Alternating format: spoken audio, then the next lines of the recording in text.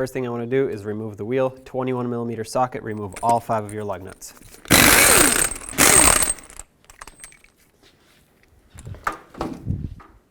And remove the wheel. 14mm socket, remove both of these 2 bolts.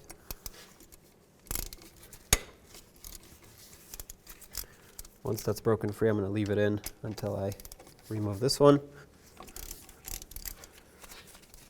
Okay, take both of these off and set them aside safely, and then we can take the caliper off the bracket. I'm going to use a little pry bar and just gently pry it off. This one's in very poor condition. It's super rusty, so it's kind of stuck on there. Okay, I'm going to take it and put it up on top of the strut here. That way it's not putting any pressure on this brake hose. Now we can take off the pads.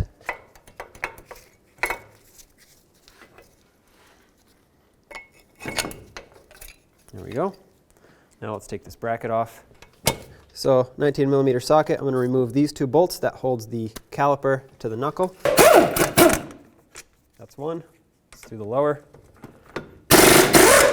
Take both of them off and set the caliper bracket aside so we can clean it in a little bit. Now you can take the rotor off. If yours is stuck on there, you can hammer in between the studs. That usually breaks it free. Now I want to remove this cotter pin to unlock the axle nut. Pull that out. Let's take this off. 32mm socket. Let's take this axle nut off. All right, and make sure the axle pushes through. This one does. If for some reason yours does not, you can use a punch right in there in the center with a hammer and make sure it breaks free from the hub. You don't want it to be seized in there, otherwise when the hub comes off, it'll pull the axle out and separate the inner joint. So from the back side of the knuckle with the axle pushed out, you can see 4 bolts that go all around. They're 17mm bolts, and now I have a swivel and my 17mm socket. I'm going to try to remove all 4 of those. There's one. Number 2. Number 4. Perfect. Take all of those out. And now let's get a hammer out the wheel bearing. So now with a 12mm socket, I'm going to have to remove this ABS sensor. So remove this bolt. A lot of times these get stuck in the knuckle. There you go. Remove this bolt. Now I'm going to grab some pliers and I'm trying to twist this sensor. Usually that helps remove it from the knuckle. Twist, twist, twist, and pull at the same time. And looks like this one was already broken. But so I guess we'll need a new ABS sensor. But in your case, this should all come out, and this should be reusable. For me, I'll tuck it in there, replace that later.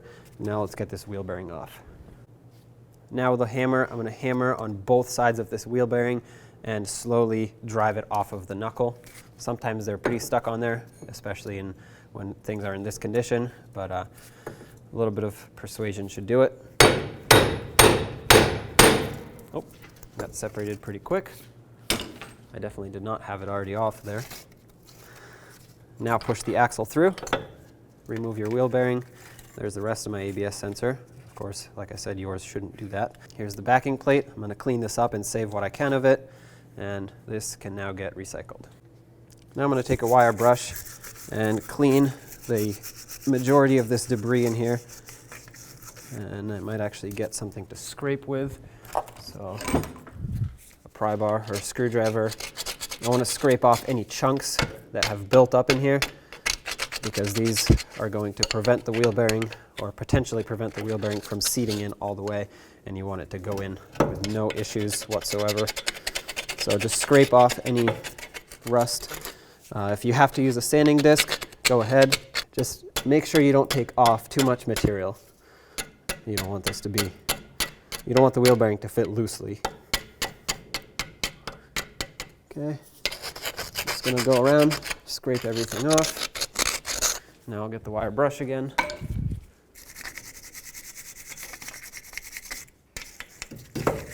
Okay, that looks a lot better. I'm going to do the same to the outside. I'm actually going to actually going to scrape some of this off too. You don't want any raised areas. Raised areas are going to push the bearing off and are going to make it not sit all the way.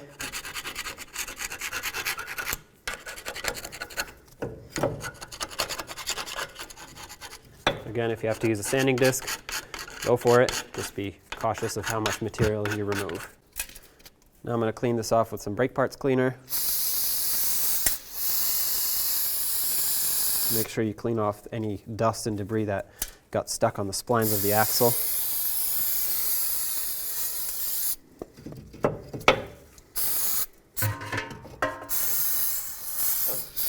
All right, let's let this dry off.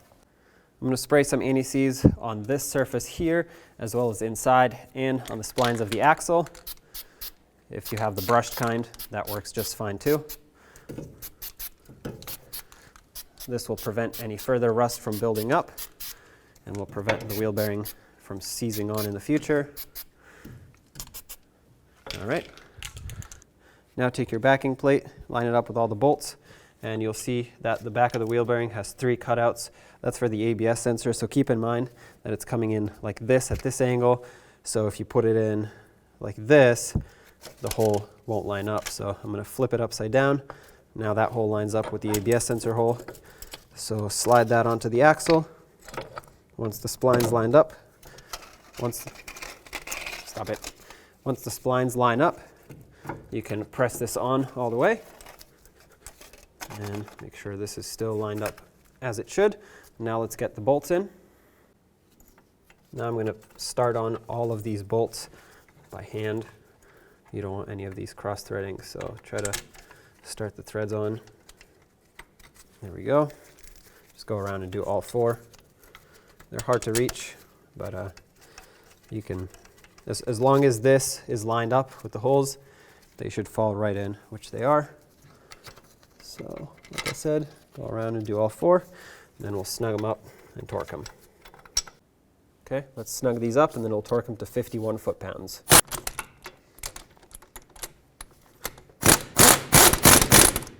All right, let's do the other side.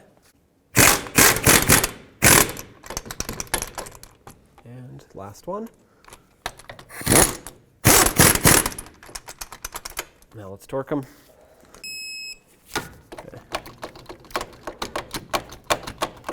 Get off.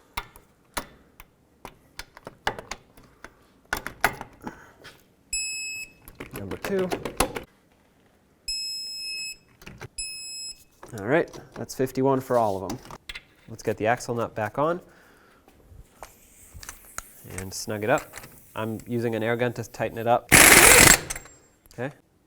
So I have a pry bar going in between these 2 lug studs. That's going to prevent this hub from spinning as I torque it down. 110 foot-pounds is the torque for that nut. Perfect. Put the cotter pin through and lock it on, bend it over.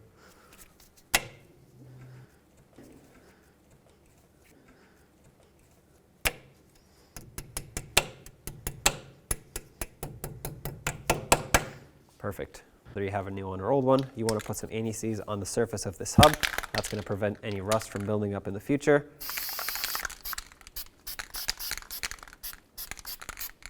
And it'll prevent the rotor from getting stuck on there. Now I'm going to put my rotor on backwards just so that I can clean off the oil coating that it comes with from the factory. They do that so they can prevent rust while it's sitting on the shelf. You want to use some brake parts cleaner and wipe it off with a rag. Clean it off as best as you can. Now flip it over, install it the right way. Where is it? And let's clean off this side as well.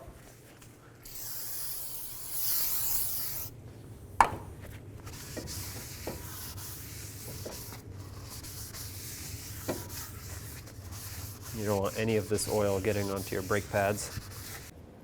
Now slide on your caliper bracket and let's reinstall the 2 bolts that hold it on. And I cleaned up the threads on them because someone had put grease all over them. You don't want any grease or anti-seize on these. If anything, you put thread locker, but either install them dry or with thread locker, but definitely do not lubricate them with anything. Snug these up, and then we'll torque them to 129 foot-pounds.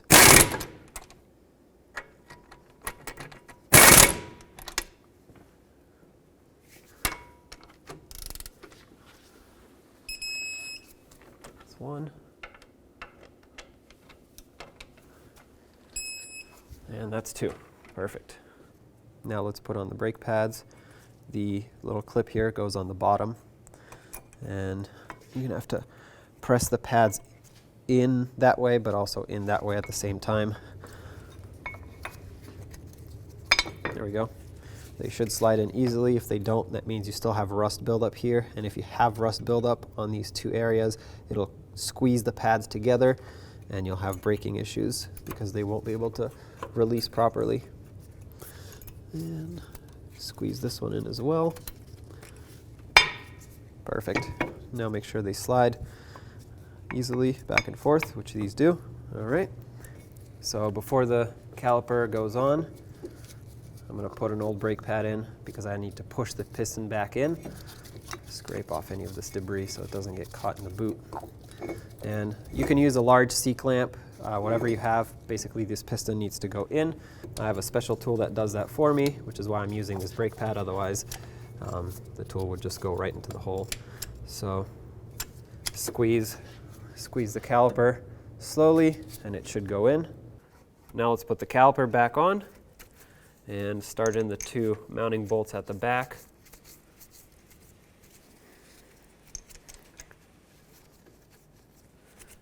I'm going to snug those up, 14 millimeter for both of these, 20 foot-pounds for both of these bolts.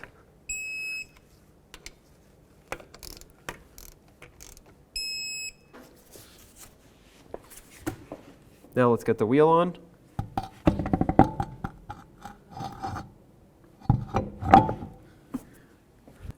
Start on all 5 of your lug nuts, snug them up, and then I'll torque them to 80 foot-pounds.